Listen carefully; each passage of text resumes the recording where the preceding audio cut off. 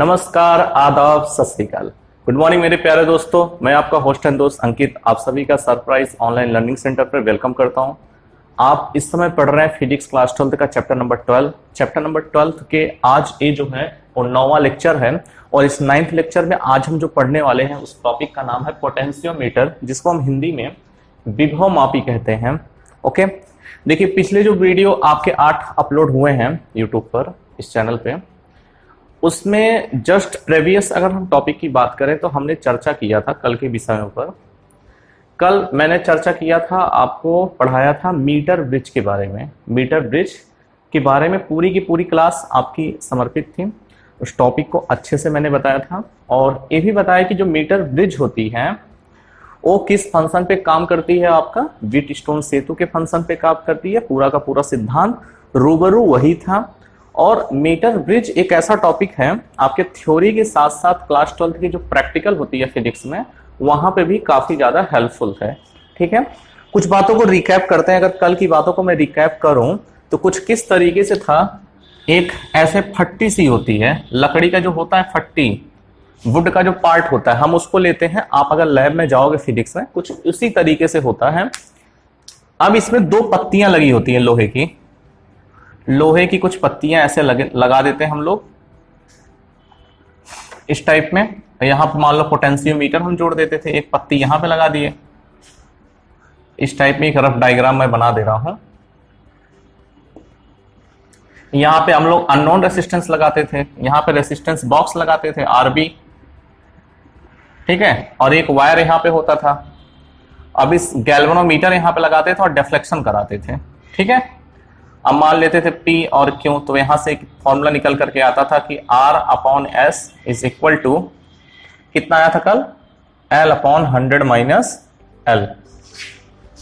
कुछ इस तरीके से फॉर्मूला आया था जहां पे हमारा S जो था अननोन रेसिस्टेंस था और अननोन रेसिस्टेंस को हम by cross multiplication find out करते थे। तो S इज इक्वल टू कितना आता था, R इन ब्रैकेट 100 - L/L। तो हम इस तरीके से अननोन रेसिस्टेंस को फाइंड आउट कर सकते थे, क्योंकि आपको ये जो R है, R हम कहां से पता करेंगे, RB से, रेसिस्टेंस बॉक्स से।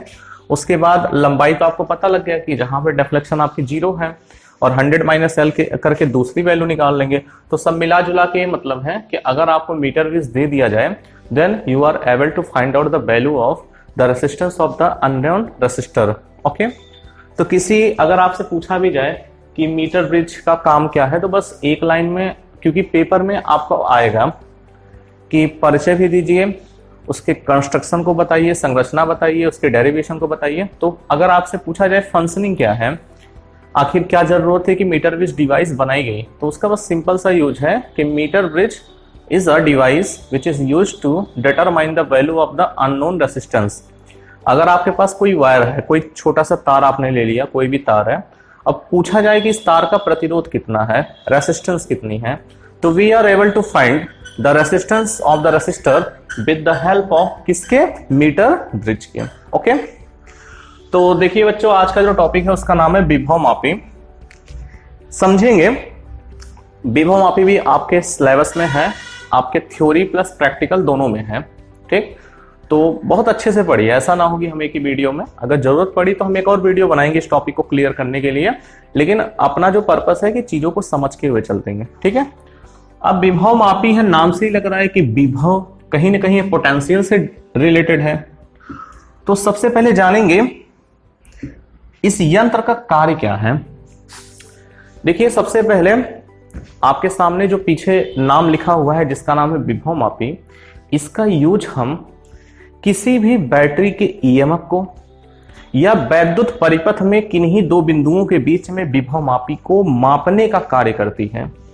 फिर से देखेंगे, it is an electronic device that is used for determining the EMF of the cell as well as the potential difference between 2 point in the electric circuit.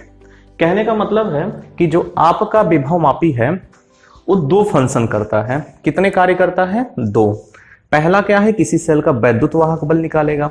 दूसरी चीज, परिपथ के किन्हीं दो बिंदुओं पर यदि आपको एफडी पता करना हो, एफडी बोले तो सॉरी पीडी बोले तो पोटेंशियल डिफरेंस, तो पोटेंशियल डिफरेंस पता करेगा और वैद्युत वाहक बल, ये दोनों चीजें अगर हमें एग्जैक्ट मात्रा में पता करना है तो हम एक यंत्र का इस्तेमाल करते हैं जिसको हम पोटेंशियोमीटर कहते हैं।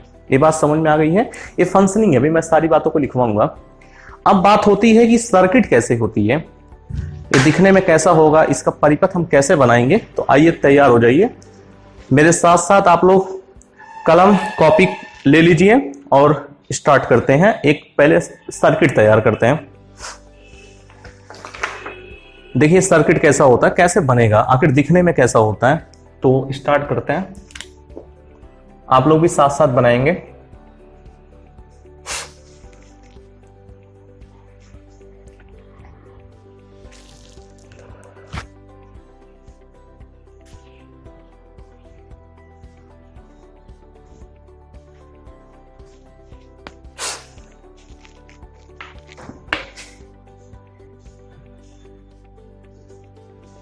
ये आपकी कुंजी है,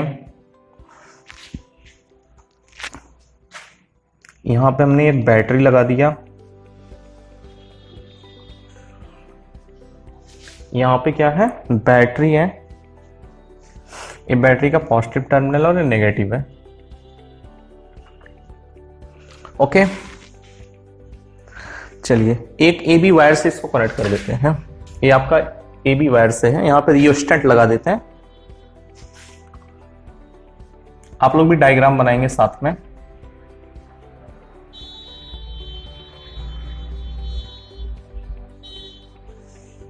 इसको एक एबी वायर से हम कनेक्ट कर देते हैं।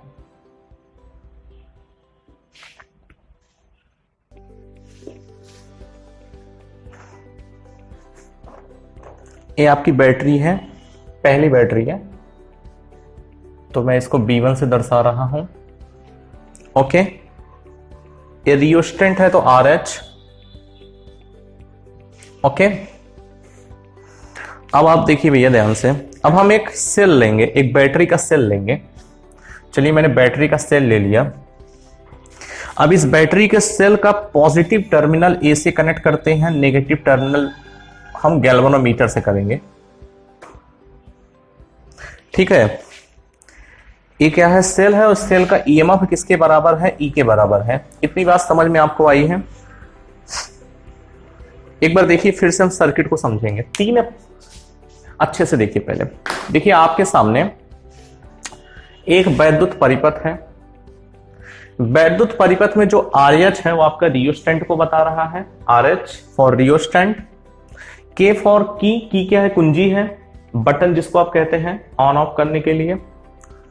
B1 क्या है, दैट इज अ बैटरी। ये वैसी बैटरी है जो सर्किट में क्या फ्लो करेगी, करंट को, धारा प्रवाहित करने का कार्य करेगी। और धारा कहां से प्रवाहित होती है, पॉजिटिव टू नेगेटिव टर्मिनल। तो करंट जो है अपना यहां से फ्लो करना शुरू करेगा और इस तरीके से पूरे सर्किट में आपकी करंट फ्लो स्टार्ट हो जाएगी। यहां पे आपकी करंट का फ्लो होगा। ओके, यहां तक कोई प्रॉब्लम नहीं है आप लोग को? अब देखिए होता क्या है, अब देखिए क्या होता है कि जो बैटरी का नेगेटिव टर्मिनल है, हमने क्या किया है, एक बैटरी ले ली जिसका ईएमएफ कितना है, ई है। अब इस ईएमएफ वाले बैटरी का पॉजिटिव टर्मिनल हमने ए से जोड़ दिया और नेगेटिव टर्मिनल को हम लेते हैं एक गैल्वेनोमीटर, जो धारा मापी आपका होता था। ठीक है, गैल्वेनोमीटर एक डिवाइस होती है, उसको हमने ले लिया।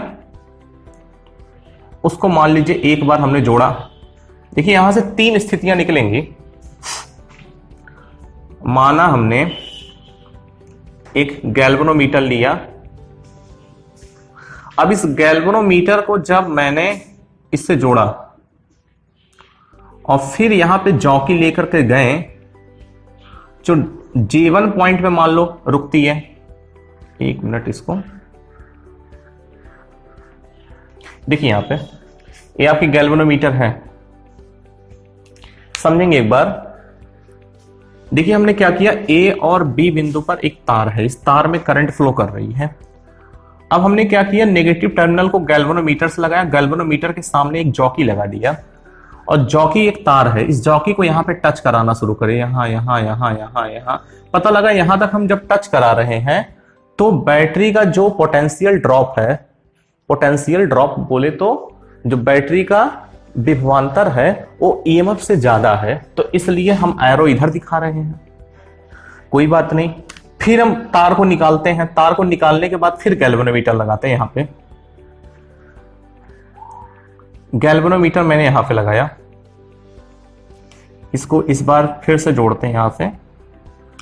अब हमने डिफ्लेक्शन कराया तो जॉकी मान लीजिए यहां पे आया, J2 पॉइंट पर जॉकी जब गया तो हमें देखने को मिला कि जो डिफ्लेक्शन था इस कंडीशन में आप देख रहे हैं, एक बार गैल्वेनोमीटर की जो सुई है इधर बता रही है लेफ्ट के साइड में। लेफ्ट के साइड में बताने का मतलब है कि जो बैटरी का ईएमएफ है वो कम है, पोटेंशियल डिफरेंस है, विभवांतर से कम क्या है आपकी ईएमएफ है, वैद्युत वाहक बल है। लेकिन इस दशा में क्या है कि जो ईएमएफ की वैल्यू है, वैद्युत वाहक बल की जो वैल्यू है वो पोटेंशियल डिफरेंस से क्या है, ज्यादा है।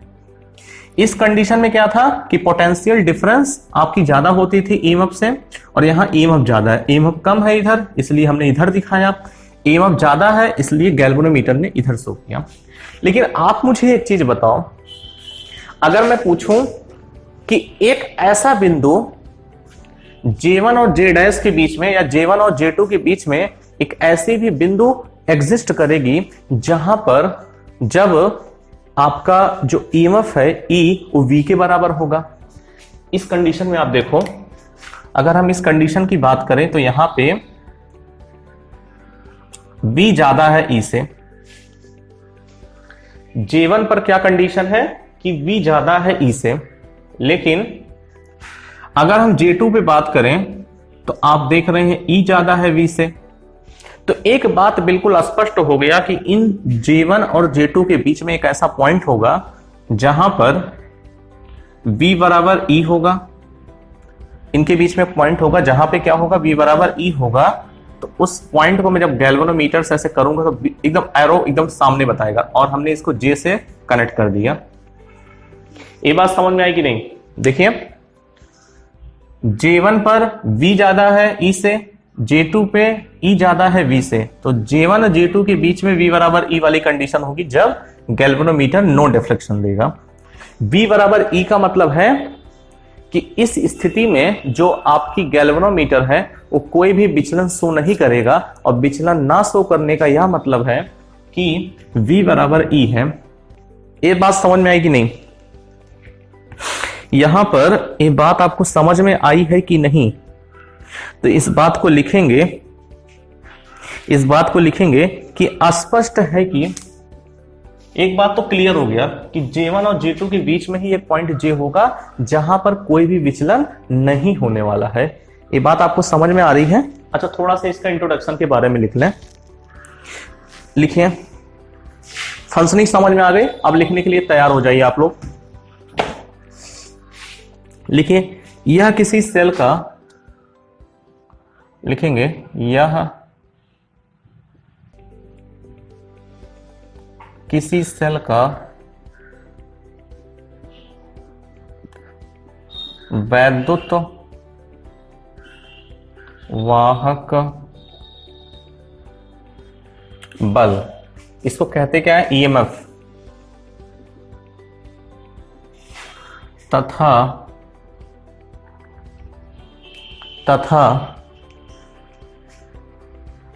दो बिंदुओं के बीच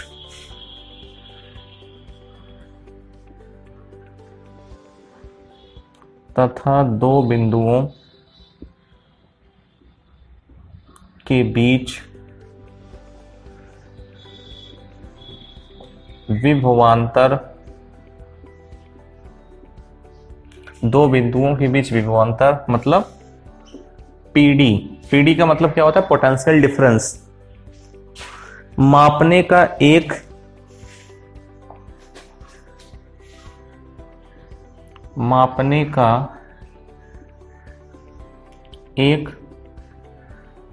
यथार्थ उपकरण है। मापने का एक यथार्थ उपकरण है। ये बात समझ में आ गई है, कोई इसमें दिक्कत नहीं है। अब आप लोग हेडिंग लगा लीजिए सिद्धांत का।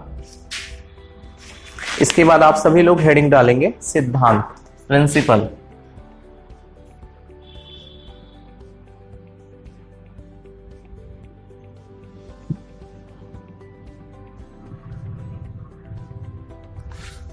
इसके सिद्धांत आप हेडिंग डाल देंगे।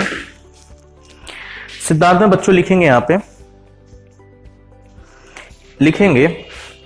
अब एक बात तो क्लियर हो गई यहां तक फंक्शनिंग। देखिए फंक्शनिंग आप थोड़ा सा बुक से भी हेल्प से लिख लीजिएगा। इसके बाद हम लिखेंगे यहां पे स्पष्ट है कि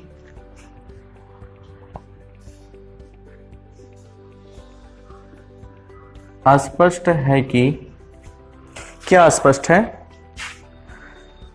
J2 व J1 के बीच, J2 व J1 के बीच एक ऐसा बिंदु, एक ऐसा बिंदु J होगा, एक ऐसा बिंदु J होगा, एक ऐसा बिंदु J होगा जिस पर जॉकी को स्पर्श कराने से, जिस पर जॉकी को स्पर्श कराने से, जॉकी को स्पर्श कराने से धारा मापी में कोई विचलन नहीं होगा, धारा मापी में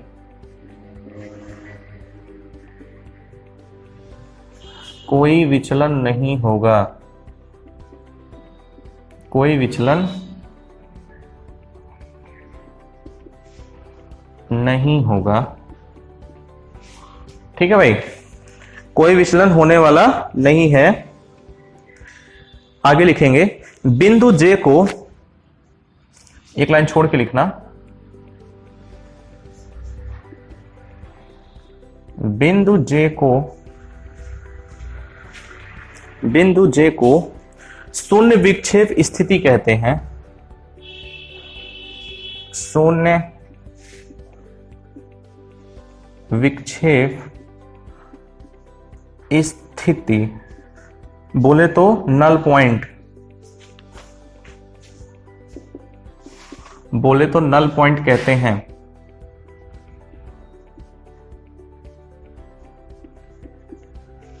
नल पॉइंट कहते हैं। यहां तक क्लियर है जी? इस दशा में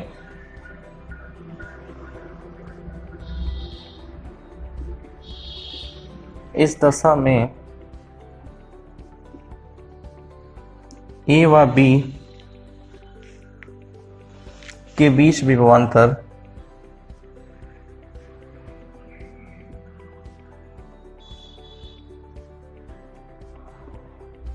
ए व बी के बीच का विभवांतर सेल के वैद्युत वाहक बल के बराबर होगा,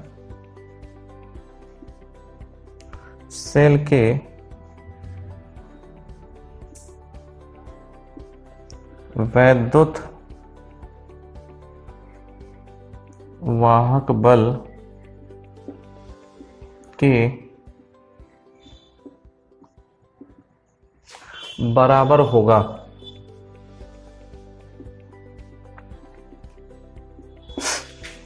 सेल के वैद्युत वाहक बल के बराबर होगा। अब आप देखिए, इतना लिख लिए हैं। इसके बाद लिखेंगे आप सब, लिखना बच्चों, माना कि तार में बहने वाली धारा, एक लाइन छोड़ के लिखेंगे, माना कि तार में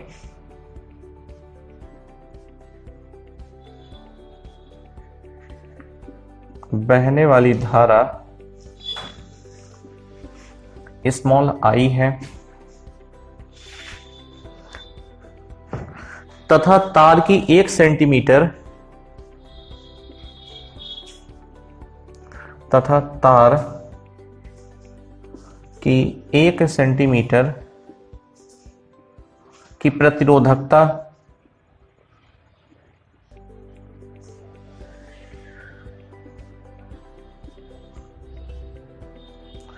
1 सेंटीमीटर का प्रतिरोध लिख लें। 1 सेंटीमीटर का प्रतिरोध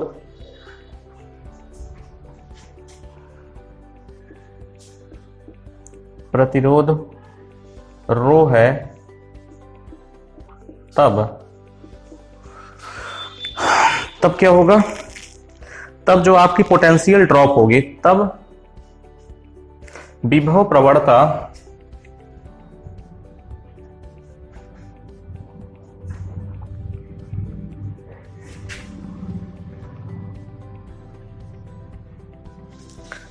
प्रवणता जो K है, K किसके बराबर हो जाएगा? वैद्युत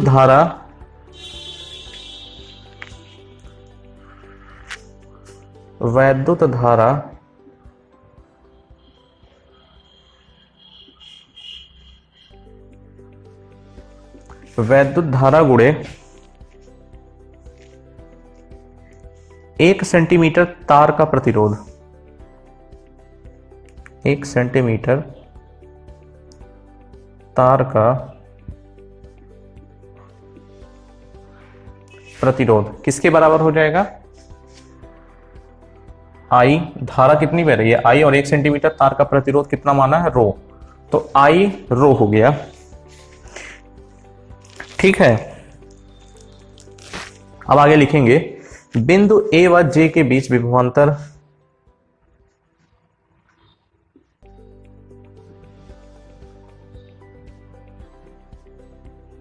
बिंदु ए व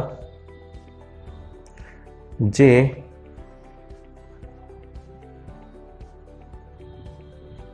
के बीच का विभवांतर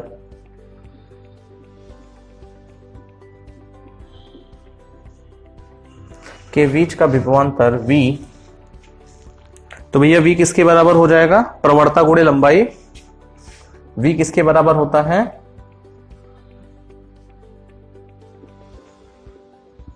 प्रवणता गुणे लंबाई, और प्रवणता कितनी है? K, और लंबाई L है। ये बात समझ में आई है? तो एक चीज आप देखिए, लेकिन शून्य विक्षेप की स्थिति में E बराबर V होता है। इतना आप लोगों ने लिख लिया है? इसके देखिए आगे वाला हम इरेज कर दे रहे हैं, इसको हम इरेज करते हैं।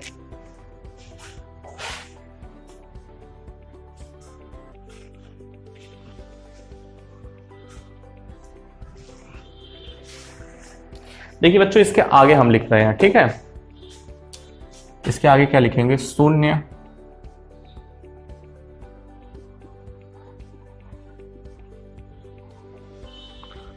विक्षेप स्थिति में क्या होता है? V बराबर E होता है। तो यहां से क्या हो जाएगा? V is equal to E is equal to कितना हो जाएगा? KL। V is equal to E is equal to KL हो जाएगा। ओके, इस तरीके से हम इसका EMF फाइंड आउट कर लेंगे। इस बैटरी का EMF KL के बराबर हो जाएगा। ठीक, प्रवणता निकाल लेंगे। प्रवणता निकालने के बाद आसानी से हम L फाइंड आउट कर लेंगे। ठीक है, ठीक है बच्चों, इसका आप लोग इसका स्क्रीनशॉट ले लो, फिर आगे बढ़ेंगे हम लोग।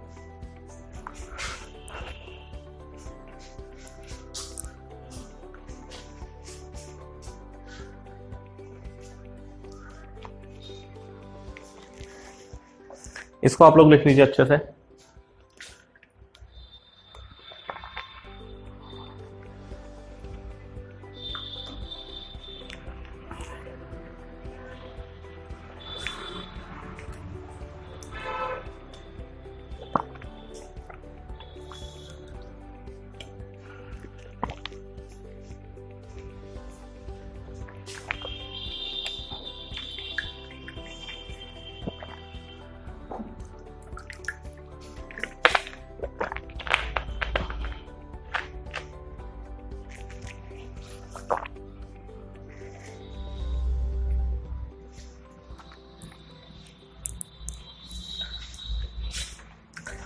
ओके, ये टॉपिक आपको समझ में आ गया होगा। इसको इरेज करना है। इसके बाद हम लोग अनुप्रयोग को पढ़ेंगे। 2 अनुप्रयोग आपके सिलेबस में हैं, तो आई होप एक तो कंप्लीट ही हो जाएगा। चलिए, यहां तो कोई डाउट नहीं होना चाहिए। अगर इसको समझना चाहे तो देखिए यहां पे किया क्या गया, फिर से देख लीजिए एक बार। एक हमने परिपथ लिया था जहां पे आरएच था। आरएच क्या है आपका? रियोस्टेंट होता है, की होता है कुंजी, और B1 बैटरी है। अब इसको एक वायर से हमने कनेक्ट किया हुआ है AB से। अब एक बैटरी हमने लिया जिसका EMF E है। अब E वाले EMF के पॉजिटिव टर्मिनल को A से कनेक्ट किया और नेगेटिव वाले को गैल्वेनोमीटर से। एक बार कनेक्ट किया तो पता लगा V ज्यादा है E से, तो J1 हमने पॉइंट ले लिया। थोड़ा दाहिने साइड में जब हम लेते हैं तो J2 पॉइंट पे जब जॉकी आपका टच किया तो उस कंडीशन में E जो है वो V से ज्यादा है। तो एक बार फिक्स हो गया, मतलब एक बात तो कंफर्म हो गया कि J1 और J2 के बीच में ही J एक ऐसा पॉइंट होगा जहां पर V बराबर E होगा, जहां पे डिफ्लेक्शन क्या होगा? कुछ डिफ्लेक्शन नहीं होगा, जीरो डिफ्लेक्शन होगा। मतलब जीरो डिफ्लेक्शन होने का मतलब है कि आपका गैल्वेनोमीटर कोई ऐसे हिलेगा नहीं। डिफ्लेक्शन का मतलब विक्षेपण करना, ऐसे से हिलेगा नहीं, जो सीधा रहेगा। सीधा रहने का मतलब है कि इनके बीच में करंट नहीं फ्लो करेगा। ए वाले वायर में कोई धारा नहीं जाएगी, V बराबर E हो जाएगा। कंफर्म है? क्योंकि इक्वल पोटेंशियल पे आ जाता है ना, तो उस कंडीशन में करंट नहीं फ्लो करती। तो उसी चीज को हमने समझाया यहाँ पे। अब आप लोग इरेज कर देते हैं, उसके बाद आप लोग अगली हेडिंग लगा लीजिए।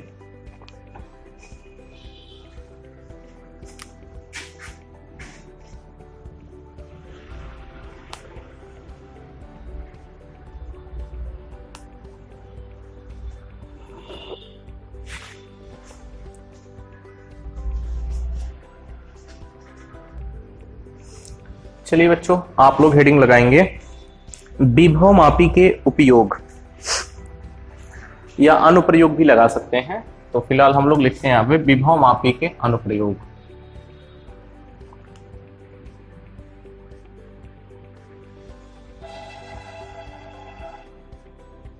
विभव मापी के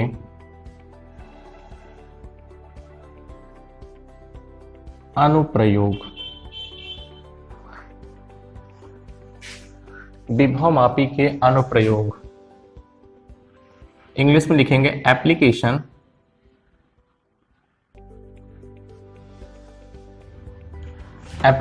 ऑफ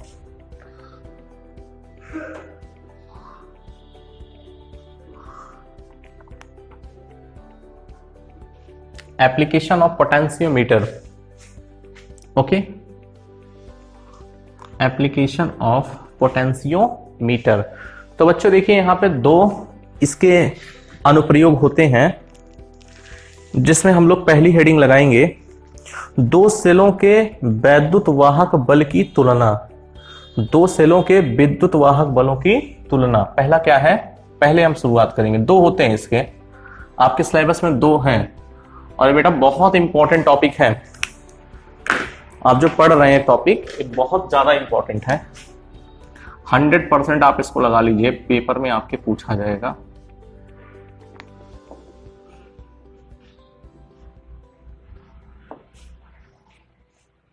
मोस्ट इंपॉर्टेंट टॉपिक है।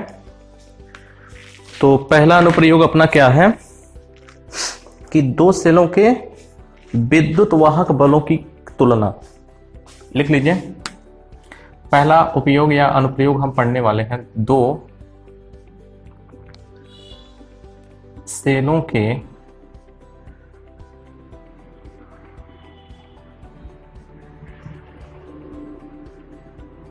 विद्युत वाहक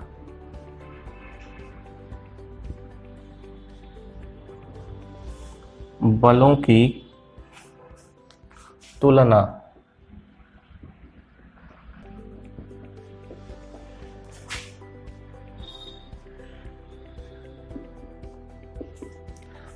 दो से लेके वैद्युत वाहक बलों की तुलना। अब इसको इंग्लिश में लिखना चाहूं, इंग्लिश में कैसे लिखेंगे? Comparison of EMF of two cell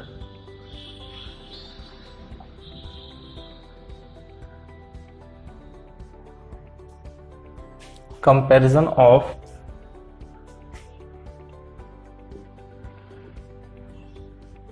EMF of two cells। Okay, चलिए इसका एक पहले डायग्राम हम बनाते हैं, फिर आगे आपको सिखाएंगे कैसे होता है बच्चों। चलिए पहले हम इसका डायग्राम बनाते हैं, ठीक है। मेरे साथ आप लोग बनाइए डायग्राम को, बहुत ही ध्यान से बनाएंगे।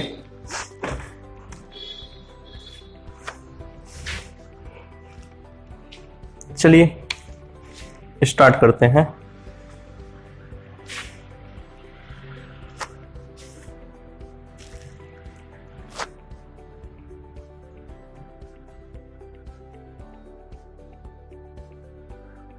ये आपकी बैटरी है, बैटरी का ये नेगेटिव टर्मिनल है और एक पॉजिटिव टर्मिनल है, तो मैंने बैटरी को बी से दिखा दिया, B1 से आप दिखा दो, ठीक है। ओके, यहां पे एक कुंजी लगाते हैं, आगे हम रियोस्टेंट लगाएंगे,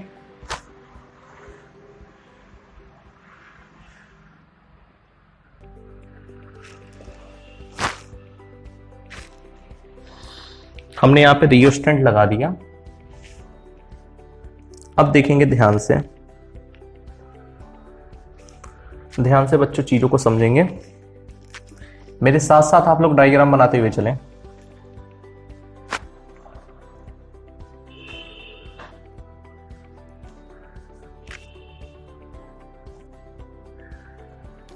ये आपका रियोस्टेंट है RH, ये क्या है आपका रियोस्टेंट है।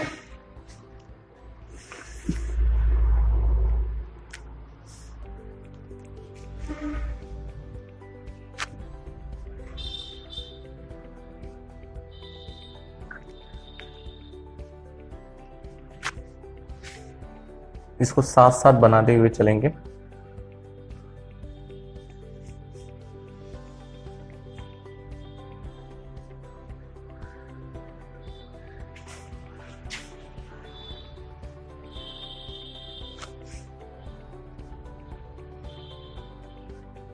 आप लोग भी बनाते हुए चलिए इसको।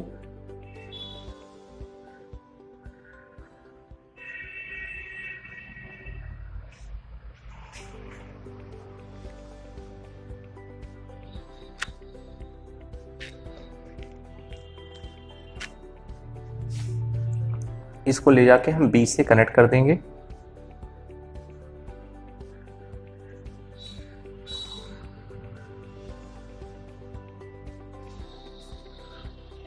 ओके, हमने इसको B से कनेक्ट कर दिया। ये आपका पॉइंट A है, ये B है, ठीक है। अब एक चीज देखो बच्चों, पॉजिटिव टर्मिनल से क्या होती है, करंट आपका निकलना शुरू करता है। पॉजिटिव टर्मिनल से क्या होती है, करंट निकलना शुरू करेगा। तो जो करंट है अपनी इस बैटरी के पॉजिटिव टर्मिनल से निकलना शुरू करेगा, ऐसे निकलेगी, इधर फ्लो करेगी, ऐसे फ्लो करते हुए इधर आएगी, यहां से यहां। आप लोग साथ में बनाते हुए बिल्कुल चलिए अच्छे से।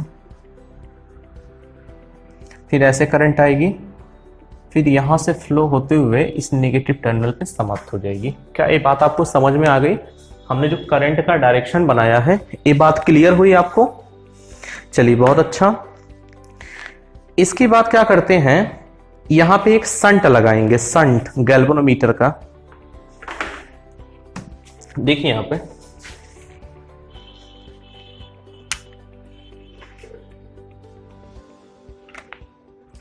पे मैं एक संट लगाता हूं।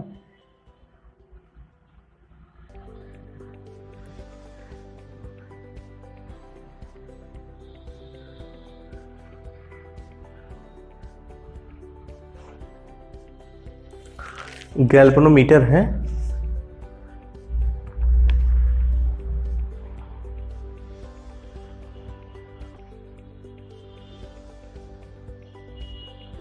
आपका संट है यहां पे।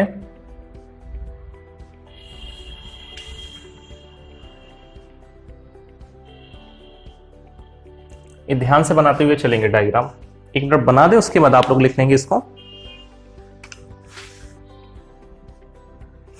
ओके, अब बच्चों क्या करते हैं, यहां पे हम 2 बैटरी लेते हैं क्योंकि अपना जो टॉपिक है 2 सेलों के। अब 2 सेल लेंगे यहां पे E1 और E2। चलिए हमने E1 और E2 ले लिया यहां पे।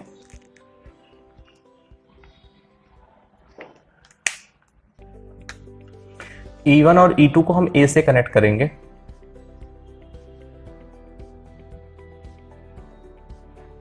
ये आपका E1 है और इसी के नीचे हम एक E2 बना देते हैं।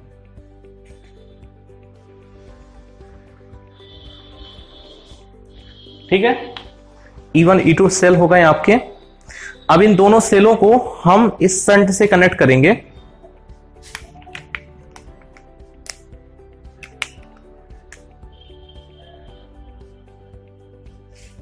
देखिए कैसे करते हैं, पहले हम K2 कुंजी से इसको कनेक्ट कर देंगे। एक K2 कुंजी है,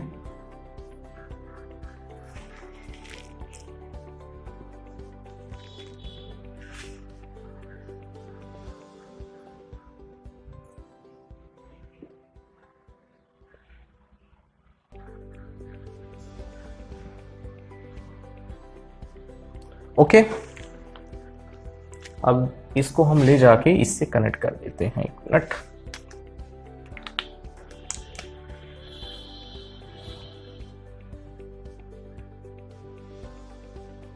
इसको बच्चों साथ साथ बनाइए आप लोग। अब हम क्या करेंगे देखेंगे यहां पे, अब E1 और E2 का जो पॉजिटिव टर्मिनल है उसको ले जाके A से कनेक्ट कर देंगे। इसको हम A से कनेक्ट कर दे रहे हैं।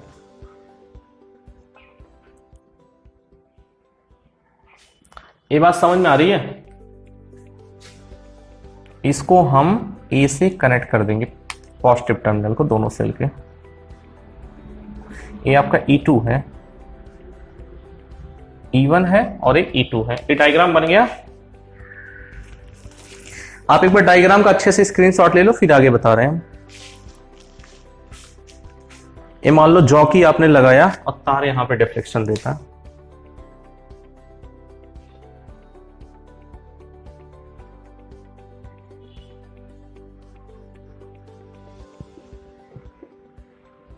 ये आपका जॉकी है,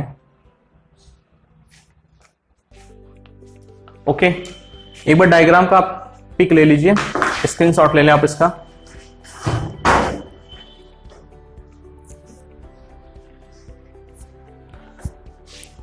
डायग्राम आप लोगों ने स्क्रीनशॉट ले लो, फिर बाद में बना लेना, ठीक है। चलिए हम इसके फंक्शनिंग के बारे में लिखते हैं।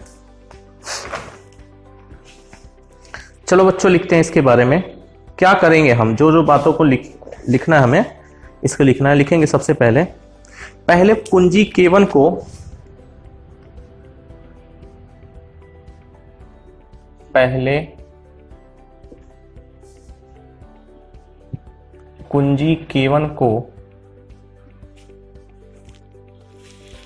कुंजी K1 को लगातार तार AB के सिरों के बीच लगातार तार AB के सिरों के बीच तार AB के सिरों के बीच विभवांतर स्थापित करते हैं।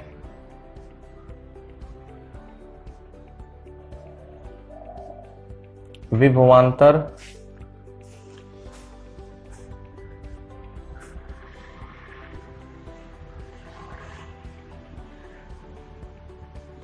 स्थापित करते हैं। इसके बाद लिखेंगे, अब हम पहले सेल E1 को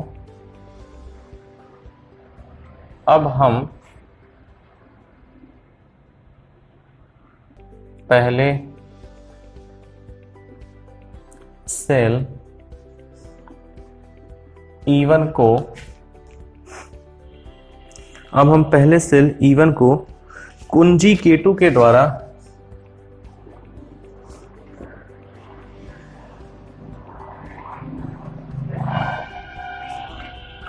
द्वारा कुंजी K2 के द्वारा परिपथ में डालते हैं।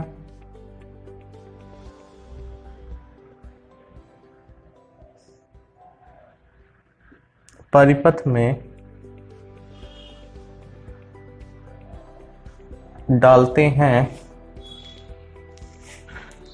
और जॉकी के द्वारा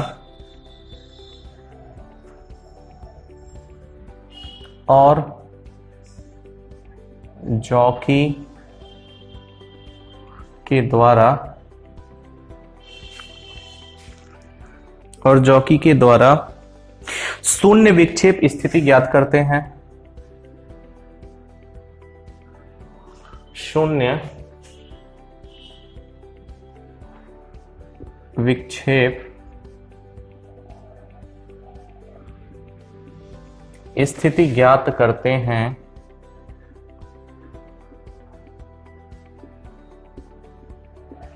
शून्य विक्षेप स्थिति हम ज्ञात करते हैं। अब लिखेंगे माना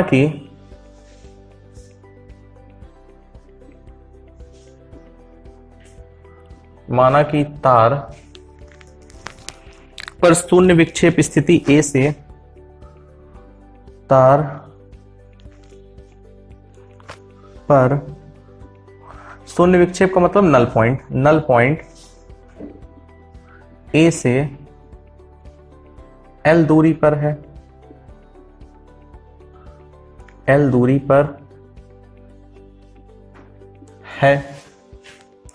L दूरी पर है तो बेटा कितना हो जाएगा? यहां से क्या निकल करके आएगा? यहां से आएगा कि E1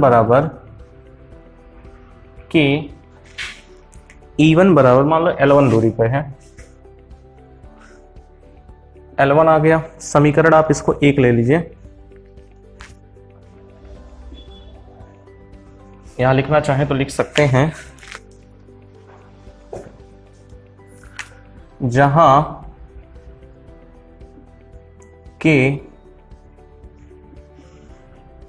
के विभव प्रवणता है। जहां के क्या है? विभव प्रवणता है। ये बात बच्चों समझ में आएगी नहीं? E1 इज इक्वल टू के L1 आ गया। ठीक है, अब आगे लिखेंगे फिर लिखेंगे E2। आगे लिखना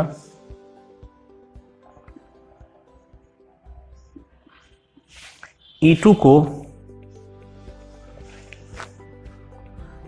को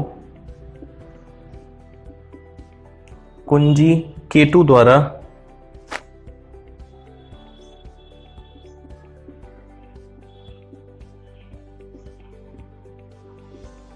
परिपथ में डालकर पुनः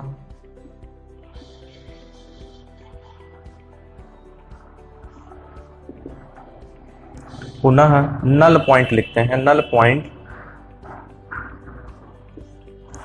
पुनः नल पॉइंट ज्ञात करते हैं।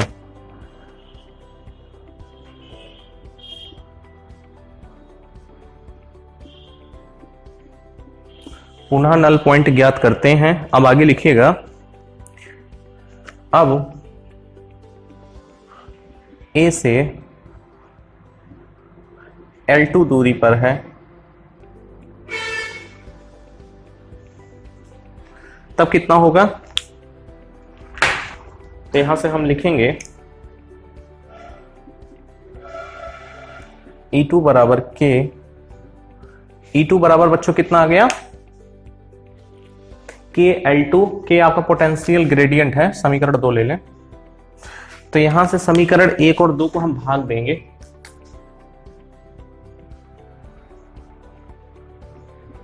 एक को भाग देंगे किससे?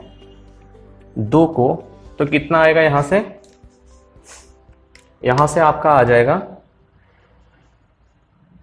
E1 upon E2 is equal to L1 upon L2।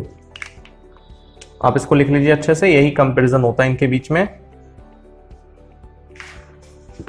यहां से अगर हम इसको भाग करेंगे E1 और E2 को, तो कितना निकल कर आएगा, E1 upon E2 is equal to L1 upon L2। ठीक है, तो यहां से लिखेंगे, एक लाइन आप लिखना चाहो तो लिख लेना। इस सूत्र से एक बात यहां पे लिखेंगे नोट में,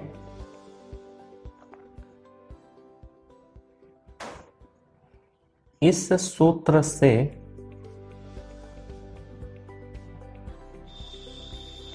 E1 अपॉन E2 की गणना, E1 अपॉन E2 की गणना करते हैं।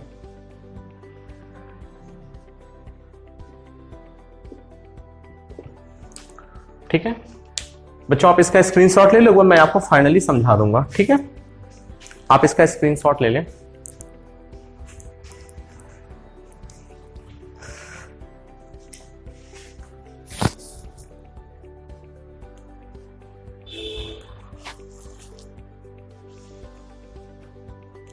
आप इसका स्क्रीनशॉट ले लीजिए और नोट्स में जरूर लिखिए, ये 100% आपके पेपर में आने वाला है। देखिए यहां क्या होता है, सबसे पहले हम करते क्या हैं, ध्यान से देखेंगे। हमने क्या किया, ये आपकी पोटेंशियोमीटर जो डिवाइस है, सबसे पहले जब हम K1 कुंजी को जब हम कुंजी दबाते हैं, सबसे पहले मैं ई को मान लो लेके चल रहा हूं, E1 की कंपैरिजन करेंगे। ई की विभव की जब तुलना करते हैं, तो जब ई को मैंने सर्किट से करंट, यहां से जब E1 से आपका करंट फ्लो करना शुरू कर दिया, E1 से, फिर जब जॉकी का डिफ्लेक्शन कराया, मैंने जॉकी लिया और डिफ्लेक्शन कराया, यहां पे चलो आ गया इस पॉइंट पे, और ये जो पॉइंट है ए से L1 दूरी पे है, मान लीजिए ए से मैंने माना कितना है, L1 दूरी पर है, तो इसी चीज को हम लिखते हैं कि माना कि तार पर नल पॉइंट ए से कितनी दूरी पे है, L1 दूरी पे है, तो E1 का EMF जो है किसके बराबर हो जाएगा, K L1 के हो जाएगा। जहां आपका जो K है, K वो विभव प्रवणता है। विभव प्रवणता का मतलब होता है कि पोटेंशियल ग्रेडियंट है। ओके, अब बच्चों क्या करते हैं, E2 को कुंजी K2 द्वारा परिपथ में डालकर पुनः नल पॉइंट ज्ञात करते हैं। अब A से L2 दूरी पर है। अब हम क्या करेंगे, इससे करंट जाएगी, करंट आपका E2 से होकर के फ्लो करना शुरू करेगा, ऐसे E2 से होकर के यहां से किया, तो डिफ्लेक्शन मेरा मान लो किसी पॉइंट L2 पे आ गया। वो L2 क्या है, A से L2 दूरी पे, जिस पॉइंट पर जॉकी ने 0 डिफ्लेक्शन दिया, वो A से L2 पॉइंट पर है, L2 दूरी पर है, तो उस चीज को मैं कैसे लिखूंगा कॉन्सेप्ट से, देखिए यहां पे E2 is equal to K L2, मान लिया इक्वेशन नंबर 2 है। अब बच्चों क्या करेंगे, इक्वेशन नंबर 1 को हम 2 से डिवाइड करेंगे, भाग कर देंगे। यहां पे देखिए समीकरण 1 आपका क्या है, पहला E1 बराबर K L1 और दूसरा है E2 बराबर K L2। हम इन दोनों को डिवाइड करेंगे, डिवाइड करने पे क्या पता लगेगा, E1 upon E2 is equal to L1 upon L2। और हमें यहाँ पे नोट में क्या लिखे हैं कि इस सूत्र से E1 और E2 की गणना कर लेते हैं। अब बच्चों क्या करेंगे, मान लो तुम्हें E1 दे दिया गया, E1 दे दिया गया, और L1 L2 आप निकाल सकते हो डिफ्लेक्शन से, और E2 आपको फाइंड आउट करना, तो क्रॉस मल्टीप्लाई करके कर लेंगे। आई बात समझ में कि नहीं? तो देखिए अब एक आपका और बचा हुआ है एप्लीकेशन, अनुप्रयोग, मैं कल बताऊंगा। कल देखिए, कल से आपका न्यूमेरिकल शुरू कर देंगे। कल से देखो बच्चों आपका चलेगा, एक टॉपिक और बचा है कि हम आंतरिक प्रतिरोध पता करेंगे। इसी विभवमापी से आंतरिक प्रतिरोध का फॉर्मूला बताने के बाद हम आ जाएंगे न्यूमेरिकल पे। तो कल आपका जो क्लास होगा, कल की जो वीडियो अपलोड होगी आपको, उसमें हम लोग पढ़ने वाले हैं, इसके बारे में तो पढ़ेंगे, एक एप्लीकेशन पढ़ेंगे, उसके बाद न्यूमेरिकल लगाएंगे। ठीक है, और आप लोग भी बिल्कुल अच्छे से पढ़िए सब सारी बातें, और एग्जाम में बिल्कुल ऐसे ही आपको लिखना है। डायग्राम देख रहे हैं, बिल्कुल डायग्राम वगैरह बार बार आप प्रैक्टिस करिए, करेंगे आपको बिल्कुल अच्छे से तैयार हो जाएगा, कोई डाउट इसमें नहीं रहेगा।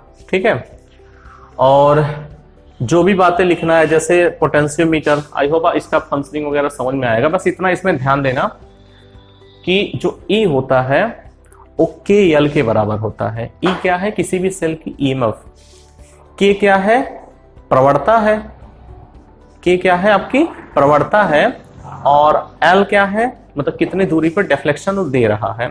ठीक है, मतलब ये डिफ्लेक्शन के ही फंक्शन पे काम करेगा कि जॉकी लेके जाते हैं, जॉकी किस पॉइंट पे टच करता है, जिस पॉइंट पे जीरो डिफ्लेक्शन होता है इसका मतलब है ई बराबर बी है। भैया जब ई बराबर बी है तो वहां से करंट आपकी नहीं फ्लो करेगी। तो उस तरीके से we are able to find out the EMF of the cell. तो जैसे हमने यहाँ पे कैसे कर लिया, अब हम क्वेश्चंस कराएंगे यहाँ पे। तो आपके 2 से 3 वीडियो बनेंगे न्यूमेरिकल के भी। ये आपका 9वां वीडियो है, मतलब 10 वीडियो में आपके लेक्चर कंप्लीट हुए हैं 10 घंटे में। उसके बाद हम लोग करेंगे न्यूमेरिकल, तो 12-13 घंटे में चैप्टर आपका फिनिश हो रहा है। ठीक है, तो बच्चों यहाँ देखिए सब कुछ बिल्कुल प्रॉपर तरीके से चल रहा है, तो आप लोग भी अच्छे से पढ़िए। और आपका कोर्स तो भाई प्री डिसाइडेड है कि 31 जनवरी को सब एंड हो जाएगा। ठीक है, बचता है टाइम, फिर उसके बाद न्यूमेरिकल वगैरह या फिर पेपर सॉल्विंग कराएंगे। ठीक है, तो आप लोग भी पढ़ाई करते रहिए।